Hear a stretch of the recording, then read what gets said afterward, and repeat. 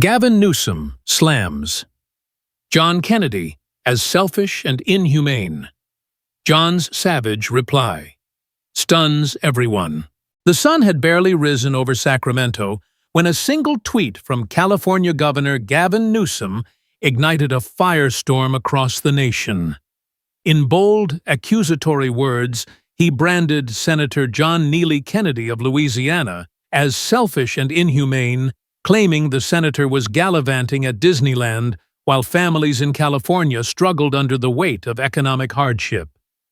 Attached to the tweet was a damning photograph Kennedy, with his unmistakable Southern charm, smiling broadly amidst a crowd of laughing children, the iconic Sleeping Beauty castle gleaming in the background. The image meant to paint Kennedy as callous and out of touch spread like wildfire across social media. Within minutes, hashtags like #KennedyExposed and #DisneylandScandal were trending on X each post, amplifying the outrage with a fervor that seemed to pulse through the digital veins of America. News outlets hungry for a headline pounced on the story, their anchors reciting Newsom's words with grave tones, as if Kennedy's presence at a theme park was a betrayal of the highest order. In California, the reaction was swift and visceral. Protesters gathered outside the state capitol in Sacramento, their signs bobbing in the morning light, emblazoned with slogans like "Families in Crisis," "Kennedy at Play," and "Shame on You, Senator," the crowd. A mix of young activists and frustrated parents chanted in unison, their voices carrying a raw edge of betrayal. They believed Newsom's narrative that Kennedy, a man elected to serve the people, had chosen fleeting amusement over compassion for those in need. Across the country in Louisiana, however, the mood was different. In Kennedy's hometown, supporters gathered in small clusters, their faces etched with disbelief as they watched the news unfold on flickering television screens. An elderly man, his hands calloused from years of work in the bayou, shook his head as he muttered to a neighbor, "John Kennedy heartless. That don't sound like the man we know." The senator's reputation as a plain-spoken advocate for the working class clashed sharply with the image Newsom had painted. Whispers of doubt began to ripple through the crowd. Could their senator, known for his quick wit and fierce loyalty to his constituents, really be so indifferent? The question hung heavy in the humid Louisiana air, unanswered but persistent. Meanwhile, in a quiet hotel room far from the chaos, John Kennedy sat at a desk, his phone glowing with the harsh light of Newsom's tweet. His aides, a small but loyal team, stood nearby, their faces tense as they awaited his reaction. The room was silent, save for the faint hum of the air conditioner as Kennedy's eyes scanned the words again, "selfish, inhumane." A lesser man might have bristled, might have fired off an angry retort in the heat of the moment. But Kennedy remained calm, his expression unreadable. He leaned back in his chair, his fingers drumming lightly on the desk, and then, in a low, deliberate voice, he spoke a single sentence that sent a chill through his team. "Gavin, you've just stepped into a fight you won't win." The media frenzy intensified. Reporters hounded Kennedy's press secretary, a seasoned operative named Clara, who stood firm under the barrage of questions. Is it true Senator Kennedy was at Disneyland while families in California are suffering? One journalist demanded, shoving a microphone in her face. Clara's response was measured but firm. "Yes, the senator was at Disneyland yesterday," she admitted, her voice steady despite the chaos around her. "But you're missing the real story here. You don't know why he was there." Her words, cryptic yet confident, only fueled the speculation. News networks ran the clip on a loop, pairing it with Newsom's tweet and the now infamous photo of Kennedy at Disneyland. Pundits weighed in, their voices dripping with indignation as they accused Kennedy of hypocrisy, of turning his back on the vulnerable for a day of frivolous fun. The narrative was taking shape, and it wasn't kind to the senator from Louisiana. Social media became a battleground, with some users decrying Kennedy as a symbol of privilege, while others, mostly from his home state, defended him, insisting there was more to the story. Wait for John to speak. One X post read, garnering thousands of likes. He's never let us down before. Amid the growing storm, a quieter, more poignant scene was unfolding, one that the cameras and hashtags hadn't yet captured.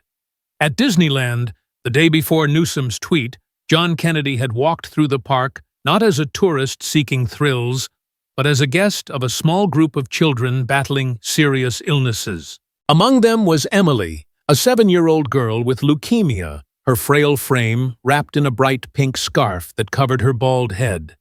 Her eyes, though tired, sparkled with a resilience that seemed to defy her condition.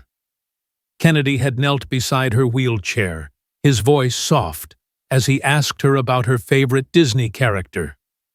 Ariel Emily had whispered, her smile faint but genuine. She's brave like me. Kennedy had chuckled, his heart tightening at her words, and promised to take her on a special tour of the park. The children, part of a wish-granting program for those with life-threatening illnesses, had laughed and clapped as Kennedy joined them, his usual suit replaced with a casual polo, his demeanor warm and unassuming. He pushed Emily's wheelchair through Fantasyland, stopping to let her wave at Cinderella, and later sat with her as she marveled at the colors of a parade float. For a few hours, the weight of the world lifted from Emily's shoulders, and Kennedy, watching her smile, felt a purpose that no Senate vote could match. But that moment of joy was now buried under the avalanche of Newsom's accusation.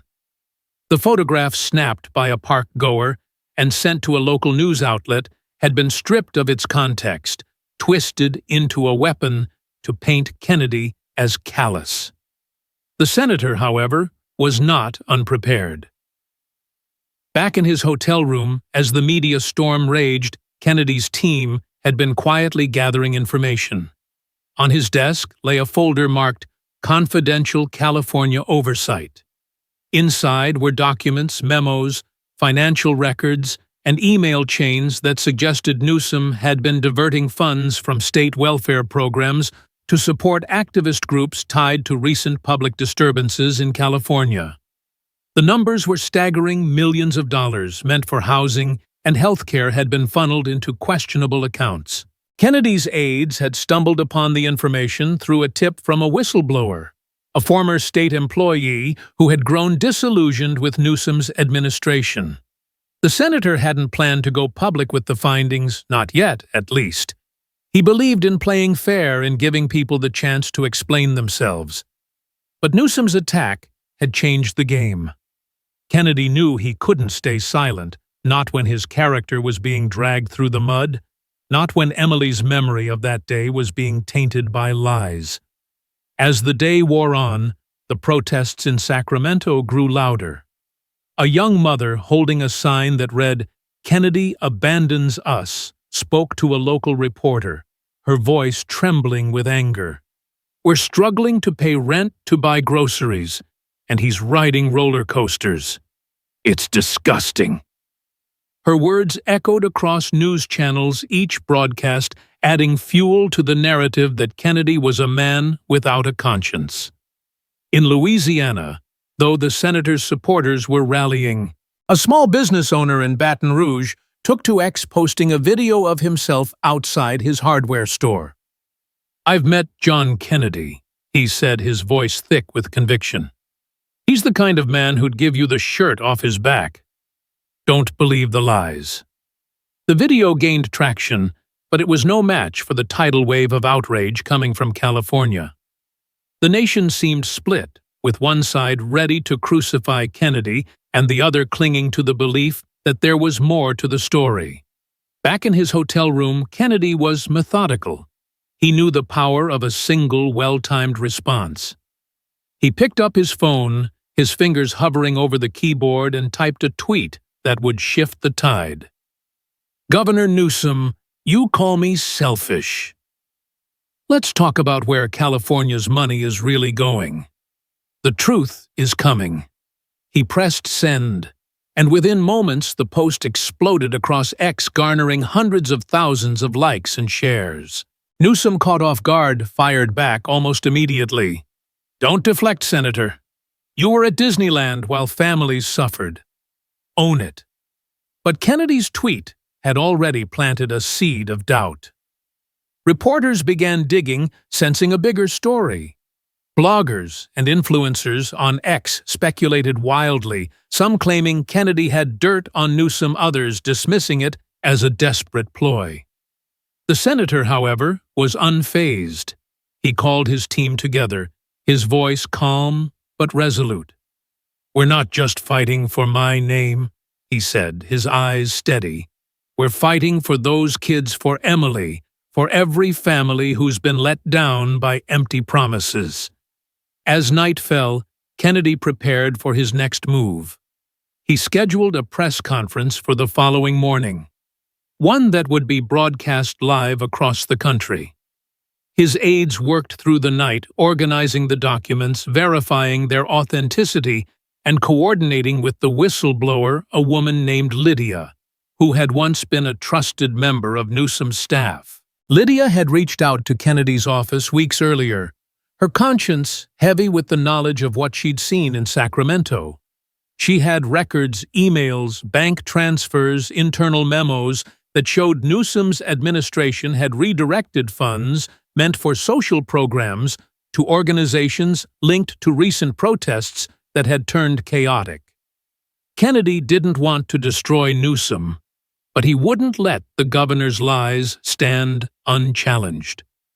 He thought of Emily, her small hand clutching his as they watched the Disneyland parade, and he knew this fight was about more than politics. It was about truth, about showing the world that a man could be both a leader and a human being who cared. Outside, the world buzzed with anticipation. Newsrooms hummed with activity as journalists prepared for Kennedy's press conference. In California, the protesters grew restless, some beginning to question Newsom's motives as whispers of financial misconduct surfaced online. In Louisiana, Kennedy's supporters held their breath, praying their senator would come through. And in a hospital room, far from the chaos, Emily slept unaware of the storm her brief encounter with Kennedy had sparked. The senator, staring out his hotel window at the city lights, felt the weight of the moment. He wasn't angry, nor was he afraid. He was determined. Newsom had thrown the first punch, but Kennedy was ready to fight back, not with venom, but with facts, with heart, and with a promise to a little girl who deserved better than a world of lies. The stage was set, and America was watching. The morning after Governor Gavin Newsom's incendiary tweet, the air in Washington, D.C. crackled with tension. Newsrooms buzzed with speculation, and social media platforms were ablaze with debates over Senator John Neely Kennedy's Disneyland visit. The hashtags #KennedyExposed and #Disneyland Scandal still dominated X, but a new undercurrent was emerging. Whispers of doubt about Newsom's accusations, fueled by Kennedy's cryptic tweet hinting at financial misconduct in California. As the sun climbed higher, a crowd of reporters gathered outside a modest conference room in a D.C. hotel, their cameras trained on the podium where Kennedy was set to speak. The senator, dressed in a crisp navy suit, stepped into the room with a calm that belied the storm swirling around him.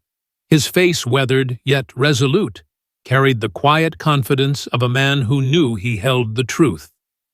"Good morning," he began, his Louisiana drawl cutting through the murmurs. "Governor Newsom called me selfish and inhumane for visiting Disneyland. Well, let's talk about selfishness. Let's talk about what's really happening with California's money." The room fell silent, every eye fixed on him. Kennedy's words were deliberate, each one landing like a carefully aimed arrow. For years, Governor Newsom has been diverting funds meant for California's most vulnerable families struggling to pay rent kids who need medical care to bankroll groups tied to public disturbances across the state. I have evidence, and it's not just talk. He held up a stack of documents, their edges crisp and stamped with official seals. These show millions of dollars siphoned from welfare programs redirected to organizations that have fueled chaos instead of hope. Gasps rippled through the crowd. Reporters scribbled furiously their questions already forming, but Kennedy wasn't done. I was at Disneyland not for a vacation, but to spend time with children, fighting for their lives. One of them, a little girl named Emily, reminded me why we do this work. Governor Newsom wants you to think I'm the villain for that. But I'll let the truth speak for itself. The press conference ended with a promise more will come to light. America deserves to know who's really fighting for them. The impact was immediate. Clips of Kennedy's speech flooded X, racking up millions of views within hours. The hashtag #KennedyFightsBack began trending alongside #TruthBow-Newsom. In California, the mood shifted subtly. Some protesters outside the state capitol lowered their signs, their anger giving way to curiosity. A young woman who had been chanting against Kennedy just the day before scrolled through her phone watching the senator's speech. "Is he telling the truth?" she asked a friend, her voice uncertain. Across the country, Kennedy's supporters in Louisiana rallied with renewed vigor. A diner in New Orleans became a hub of discussion where locals gathered over coffee and beignets to watch the news. "That's our John," a retired teacher said, her eyes shining with pride. "He's not afraid to call out nonsense when he sees it." But the real turning point came from an unexpected source, Lydia, a former aide to Newsom, who stepped forward with a statement that would shake Sacramento to its core. Lydia, a soft-spoken woman in her 40s, had worked in Newsom's administration for years, handling budget allocations for social programs. She contacted Kennedy's team late the previous night, her voice trembling as she offered to share what she knew. Now standing before a small group of reporters outside a Sacramento courthouse, she spoke with a quiet resolve. "I can't stay silent anymore," she said, clutching a folder of her own. "I saw the governor approve transfers of millions from housing and health care funds to groups that organized protests that turned destructive. He knew what he was doing, and he didn't care who got hurt." Lydia's words were a bombshell. She provided copies of emails and financial records, which were quickly leaked online by an anonymous source. The documents showed wire transfers totaling over $50 million from California's welfare budget to shadowy organizations, some linked to recent unrest in Los Angeles and San Francisco. The public reaction was swift and fierce. On X, users posted screenshots of the documents with captions like, "Newsom's been caught," and "Kennedy was right." Meanwhile, Kennedy was far from the spotlight, choosing instead to focus on the children who had brought him to Disneyland in the first place. That afternoon, he visited a pediatric hospital in Louisiana, where he met again with Emily and other children from the wish-granting program. Emily, her pink scarf slightly askew, greeted him with a weak but radiant smile. "Did you see the castle with me?" she asked, her voice barely above a whisper. Kennedy knelt beside her bed, his heart heavy but warm. "I sure did, sweetheart," he said, pulling out a small aerial figurine from his pocket. "And I brought you this to remind you how brave you are." The moment was captured by a nurse who posted a photo online with the caption, "This is the man they're calling selfish." The image went viral, shared by thousands who saw in Kennedy not a politician, but a figure of compassion. Parents across the country began posting their own stories of struggle, tagging Kennedy with messages of gratitude. "Thank you for standing up for kids like mine," one mother wrote her post. liked by tens of thousands. Back in California, Newsom's team was scrambling. The governor, visibly rattled, called an emergency meeting in his Sacramento office. "This is a smear campaign," he snapped at his aides, his usual polish replaced by a frantic edge. Kennedy's twisting the truth to save himself, but the evidence was mounting. The leaked documents, now circulating widely, included an email from Newsom's office directing funds to a group known for organizing disruptive protests. The media, sensing blood in the water, began digging deeper. A major news outlet ran a headline, "California's Missing Millions." Did Newsom fund chaos pundits who had once championed Newsom, now hedged their bets, with one commentator admitting on air, "If these documents are real, the governor has some serious explaining to do." Public sentiment was shifting, and fast. In Sacramento, the protests outside the Capitol began to fracture. Some demonstrators turned their signs against Newsom with messages like, "Where's our money, Governor, and stop lying about Kennedy." Kennedy, meanwhile, remained focused. He spent the evening in the hospital reading stories to a group of children, including Emily, who clutched her aerial figurine as she listened. The senator's team kept him updated on the public's reaction, but he waved off their reports. "This isn't about winning a popularity contest," he said quietly. "It's about doing what's right."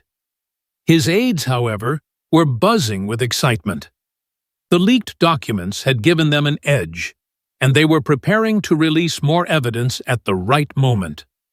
Lydia, the whistleblower, had agreed to testify publicly, providing a first-hand account of Newsom's actions. Her courage bolstered Kennedy's resolve, but it was Emily's quiet strength that kept him grounded. As he left the hospital, a nurse stopped him, tears in her eyes. "Senator, you're giving these kids hope," she said. "Don't let the governor's lies stop you." Kennedy nodded, his jaw set. "I won't," he promised. By nightfall, the tide had turned. X was flooded with posts praising Kennedy with hashtags like #KennedyForTheKids and #Newsom lied, gaining traction. A viral video emerged of a father in California, his voice choked with emotion, saying, "I believed Newsom at first, but Kennedy's fighting for kids like my daughter. I was wrong about him." The senator's press conference had lit a spark, and Lydia's testimony had fanned it into a flame. Newsom's team, desperate to regain control, drafted a response accusing Kennedy of fabricating evidence, but it fell flat. The public was no longer listening to the governor's deflections. In a small Louisiana town, a group of volunteers organized a candlelight vigil for the children Kennedy had visited, their signs reading, "Thank you, Senator." And in the hospital, Emily fell asleep with a smile, her aerial figurine tucked under her arm. Kennedy, back in his hotel, sat alone staring at the folder of documents. He knew the fight was far from over, but he also knew he had the truth, and Emily on his side. The stage was set for the next chapter, and America was watching, waiting to see what the senator from Louisiana would do next. The nation woke to a flood of revelations that turned the tide of public opinion irrevocably. Senator John Neely Kennedy's press conference had ignited a spark, and the leaked documents from Lydia, the former aide to Governor Gavin Newsom, had poured fuel on the fire. By morning, the internet was awash with screenshots of financial records, emails, and memos, each one painting a damning picture of Newsom's misuse of California's welfare funds. The documents, now verified by independent journalists, revealed that over $75 million had been diverted from programs meant for housing and health care to organizations linked to protests that had spiraled into chaos in cities like Los Angeles and Oakland. The evidence was undeniable wire transfers bearing Newsom's office's approval, internal communications directing funds to groups with questionable ties, and even a memo suggesting the governor saw these disruptions as a way to gain political leverage. On X, the hashtag Newsom lied surged to the top of the trends, joined by #Kennedy for the kids and #Truth Unveiled. The public's anger was palpable, and it was no longer directed at Kennedy. In Sacramento, the protests outside the state capitol took a sharp turn. Signs that once condemned the senator now targeted Newsom with messages like, "Give us back our money," and "Newsom betrayed." California. A college student holding a sign that read, "Kennedy stood up." Newsom fell down, spoke to a local news crew. "I thought Kennedy was the bad guy," she admitted, her voice shaking. "But Newsom's been lying to us all along. Those funds could have helped my family." Kennedy, meanwhile, was not basking in the shift of public sentiment. He was back at Disneyland not for a victory lap, but to fulfill a promise. He had organized a special event for children from the wish-granting program, including Emily, the 7-year-old girl whose courage had become the heart of his fight.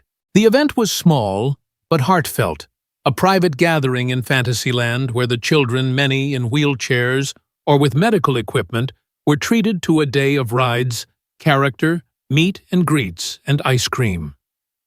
Kennedy, in a simple button-up shirt, pushed Emily's wheelchair through the park, stopping to let her marvel at the spinning teacups. "Mr. Kennedy," she whispered, her voice weak but bright. "This is the best day ever." The senator smiled, his throat tight with emotion. "You deserve every second of it, sweetheart," he said, adjusting her pink scarf. A park photographer captured the moment, Kennedy kneeling beside Emily, both of them laughing as Mickey Mouse waved nearby. The image, posted online by a volunteer, exploded across social media, shared with captions like, "This is who John Kennedy really is," and "For Emily, for all of us." Within hours, it had millions of views, and the narrative of Kennedy as a heartless politician crumbled further. In Sacramento, Newsom's administration was in chaos. The governor, holed up in his office, watched the news with a scowl as reports dissected the leaked documents. His team scrambled to craft a response, but their attempts at damage control were faltering. A press release claiming the funds were misallocated due to administrative errors was met with skepticism, mocked online as a weak excuse. Newsom himself took to X, posting a defiant message. "Senator Kennedy is manipulating the truth to distract from his own failures. California deserves better than his lies." But the public wasn't buying it. The evidence was too clear, the outrage too raw. A retired nurse in San Diego posted a video on X, her voice trembling with anger. "I worked my whole life to help people, and Newsom took money meant for the poor to fund riots. I'm done with him." Her post, shared thousands of times, was just one of many. The tide had turned, and Newsom's once shiny reputation was tarnishing by the minute. Kennedy, however, kept his focus on the children. That evening, he visited a children's hospital in California, where he read stories to a group of young patients, including some who had been at the Disneyland event. Sitting cross-legged on the floor, he held up a copy of The Little Mermaid, reading Ariel's lines with a playful flair that made the kids giggle. Emily, too weak to join the group, watched from her bed, her eyes shining as Kennedy glanced her way and winked. A nurse, moved by the scene, recorded a short video and posted it online with the caption, "Senator Kennedy isn't just fighting for truth, he's fighting for our kids." The video went viral, racking up millions of views and sparking a wave of support. Parents across the country shared stories of their own children's struggles, thanking Kennedy for reminding them that someone in power cared. A father in Ohio posted, "My son has cancer, and seeing Kennedy with those kids gives me hope. He's one of us." The hashtag #Santosh Kennedy Cares began trending, a stark contrast to the vitriol that had dominated just days before. Back in Sacramento, the pressure on Newsom intensified. A second wave of leaks hit the internet this time, including audio recordings of a closed-door meeting where Newsom discussed the protests as a strategic opportunity. The recordings, though grainy, were clear enough to confirm Lydia's claims. "Let the unrest play out," Newsom's voice said. "It puts pressure on the system." The public's reaction was explosive. Protesters outside the Capitol grew louder, their chants of "Resign Newsom" echoing through the streets. A local business owner whose shop had been damaged in one of the protests stood before a news camera, tears in his eyes. "I lost everything because of those riots, and now I find out the governor was funding them. He's got to go." Even some of Newsom's longtime supporters began to waver. A prominent California donor speaking anonymously to a major news outlet admitted, "If these allegations are true, I can't back him anymore. Kennedy's exposed something we can't ignore." Kennedy's team, sensing the momentum, worked tirelessly to ensure the truth reached every corner of the country. They coordinated with Lydia, who prepared to testify before a state oversight committee, her evidence ready to be presented formally. The senator himself remained measured, refusing to gloat. In a quiet moment at the hospital, he sat with Emily's mother, who clutched his hand tightly. "You didn't have to do this," she said, her voice breaking. "You didn't have to fight for us." Kennedy shook his head. "Ma'am, I didn't do this for me. I did it for Emily, for all the kids who deserve better." His words, overheard by a nurse, were shared online, further cementing his image as a man of principle. The contrast with Newsom was stark. While the governor scrambled to save his reputation, Kennedy was in the trenches bringing comfort to those who needed it most. As the day drew to a close, a new video surfaced that would change everything. A volunteer at the Disneyland event had recorded Kennedy speaking to the children, his voice soft but firm. "You kids are the real heroes," he said, sitting among them. "No matter what anyone says, you're the reason we keep fighting." Emily, barely able to sit up, reached for his hand and whispered, "Thank you, Mr. Kennedy." The video, posted on X, spread like wildfire, with millions of views and thousands of comments. "This is what leadership looks like," one user wrote. "Newsom's finished, but Kennedy's just getting started." Across the country, people began organizing community events inspired by Kennedy's actions, fundraisers for children's hospitals, toy drives, and even small gatherings to watch the senator's speeches. In Louisiana, a group of volunteers hung a banner outside a community center. "Thank you, Senator Kennedy, for showing us what matters." In Sacramento, Newsom's office was a scene of desperation. Aides whispered nervously, their phones buzzing with messages from donors pulling support. The governor, his face haggard, stared at a television screen as the video of Kennedy and Emily played on a loop. "He's turning this into a circus," Newsom muttered, but his voice lacked conviction. The truth was out, and no amount of spin could contain it. The leaked documents, Lydia's testimony, and Kennedy's unwavering focus on the children had shifted the narrative beyond his control. Protesters outside the Capitol now outnumbered the governor's supporters, their signs demanding accountability. A mother holding a photo of her son spoke to a reporter. "Kennedy's fighting for kids like mine. Newsom's fighting for himself." Her words, broadcast nationwide, struck a chord. Kennedy, back at the hospital, sat quietly by Emily's side as she slept. The weight of the past few days pressed on him, but so did a sense of purpose. He knew the fight wasn't over, Newsom would push back, and the truth would face more tests. But as he looked at Emily's peaceful face, clutching her aerial figurine, he felt a resolve stronger than any political battle. This was about more than winning a war of words. It was about showing the world that compassion and truth could prevail. As night fell, the nation watched, captivated by a senator who refused to back down, and a little girl whose courage had changed everything. The stage was set for the final reckoning, and America was ready for the truth to shine brighter than ever. The dawn broke over a nation transformed by the saga of Senator John Neely Kennedy and Governor Gavin Newsom. The revelations of the past days had reshaped public sentiment, turning a storm of accusations into a beacon of truth. Newsom's administration was unraveling under the weight of undeniable evidence, leaked documents, Lydia's testimony, and audio recordings that confirmed the governor had misused millions in public funds to support disruptive protests. The hashtags Newsom lied and Kennedy cares dominated X, with posts ranging from fiery demands for accountability to heartfelt tributes to Kennedy's compassion. In Sacramento, the protests outside the state capitol had shifted entirely. The crowds once divided now united in their call for justice, holding signs that read, "Newsom must answer," and for Emily, for truth.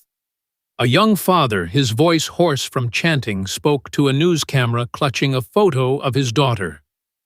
"Kennedy showed us what a leader should be," he said. "Newsom took our trust and threw it away." The sentiment echoed across the country, from small-town diners in Louisiana to bustling city streets in California, as Americans grappled with the betrayal of a governor they had once admired. Kennedy, however, remained far from the spotlight of victory. He was at a children's hospital in California, sitting beside Emily, the 7-year-old girl whose courage had become the heart of his fight. Her condition had worsened, her small body fragile against the hospital sheets, but her spirit remained unbroken. She clutched the aerial figurine Kennedy had given her, her eyes bright, despite the tubes and monitors surrounding her. "Mr. Kennedy," she whispered, her voice barely audible. "Did you make things better?" The senator, his heart heavy, leaned closer, brushing a strand of her pink scarf aside. "We're getting there, sweetheart," he said softly. "Because of you, people are seeing the truth." Emily's lips curled into a faint smile, and she squeezed his hand weakly. The moment was captured by a nurse who posted a photo online with a simple caption, "This is why we fight." The image spread rapidly, shared by millions who saw in Kennedy not just a politician, but a man who carried the hopes of a little girl and countless others like her. In Sacramento, Newsom's world was collapsing. The State Oversight Committee, armed with Lydia's testimony and the leaked documents, launched a formal investigation into the governor's financial misconduct. News reports confirmed that over $75 million from California's welfare budget had been diverted to organizations linked to protests that had caused property damage and disrupted communities. The evidence was overwhelming: emails signed by Newsom's office bank records showing transfers to shell accounts, and Lydia's sworn statement that the governor had knowingly prioritized political agendas over public welfare. Donors who had once bankrolled Newsom's campaigns began pulling their support. Their statements vague but telling. "We need leaders we can trust," one prominent philanthropist told a reporter, declining to mention Newsom by name. Inside the governor's office, aides whispered nervously, their loyalty fraying. "Governor, the committee wants you to testify," one aide said, her voice trembling. Newsom, his face pale and eyes bloodshot, snapped. "They're falling for Kennedy's sob story. It's all a setup." But his words rang hollow, drowned out by the chants of protesters outside, "Resign, resign." Kennedy, meanwhile, continued his quiet mission. He organized a nationwide fundraiser for children's hospitals inspired by Emily and the other kids he had met at Disneyland. The campaign, called Hope for Heroes, encouraged communities to donate toys, books, and funds to support young patients. Across the country, people responded with overwhelming generosity. A small town in Louisiana held a bake sale raising thousands for a local pediatric ward. A group of teachers in California collected storybooks, each one inscribed with messages of love for the children. On X, the hashtag #HopeForHeroes trended alongside #KennedyCares, with users sharing photos of their contributions. A mother in Ohio posted a video of her son, a cancer survivor, holding a sign that read, "Thank you, Senator Kennedy, for remembering us." The movement grew, uniting strangers in a shared purpose. Kennedy, speaking at a hospital event, kept his message simple. "This isn't about me. It's about kids like Emily, who deserve to know they're not forgotten." His words, broadcast live, brought tears to viewers nationwide. Newsom's attempts to fight back were futile. A press conference meant to clear his name only deepened the public's distrust. As he stood at a podium deflecting questions about the leaked documents, a reporter held up a tablet showing the viral photo of Kennedy and Emily. "Governor, how do you respond to this?" she asked. Newsom stammered, his usual charisma replaced by a strained defensiveness. "That's just Kennedy playing to the cameras," he said, but the room erupted in murmurs of disbelief. The video of his response was shared widely, with commenters calling it pathetic and out of touch. A political analyst on a major network summed it up: Newsom's lost the narrative. Kennedy's not just winning, he's redefining what leadership means. In the streets of Sacramento, protesters grew bolder, their signs now demanding a recall election. A grandmother holding a candle at a vigil spoke to a journalist. "Kennedy's fighting for our kids. Newsom's fighting for himself." That's the difference. The final blow came when Lydia testified before the Oversight Committee, her voice steady as she recounted years of watching Newsom's administration prioritize political stances over public good. "I begged him to stop," she said, holding up a printed email from Newsom directing funds to a group linked to violent protests. He said it was for the greater good, but it was about power. The testimony, live-streamed across the country, was a turning point. Even Newsom's staunchest allies began to distance themselves. A state senator, once a vocal supporter, issued a statement calling for full transparency. The governor, watching the testimony from his office, slammed his fist on his desk. "She's lying," he muttered, but no one was listening. The evidence was too strong, the public's anger too fierce. On X, a post from a California resident went viral. "We trusted Newsom, and he betrayed us. Kennedy's the only one telling the truth." In the hospital, Emily's condition remained fragile, but her spirit lifted those around her. Kennedy visited daily, bringing small gifts: a coloring book, a stuffed seahorse from The Little Mermaid, and reading to her when she was too weak to speak. One evening, as he sat by her bed, Emily's mother took his hand. "You've given us more than hope," she said, tears streaming down her face. "You've given us a voice." Kennedy, his eyes misty, shook his head. "Emily's the one with the voice," he said. "She's teaching us all what courage looks like." The moment, captured by a nurse's phone, spread online, with millions sharing it under #HeartWarming for Emily. The nation was captivated not by politics, but by a story of humanity, a senator who chose compassion over ambition, and a little girl whose strength inspired a movement. As the chapter closed, the lesson was clear: truth and empathy could triumph over deceit, but only if people stood up for what was right. Kennedy's fight wasn't just against Newsom's lies. It was for a world where every child felt seen, every family felt heard. The Hope for Heroes campaign grew, with communities organizing events to support children's hospitals, inspired by Kennedy's example. A teacher in Louisiana wrote on X, This is what we should all strive for, to lift up those who need it most. The story of Kennedy and Emily became a rallying cry, a reminder that leadership is not about power, but about service. For every American who watched the message resonated, we all have a responsibility to stand for truth, to act with kindness, and to ensure no one is forgotten. As Kennedy left the hospital that night, he looked back at Emily's room, her small frame illuminated by the soft glow of a nightlight.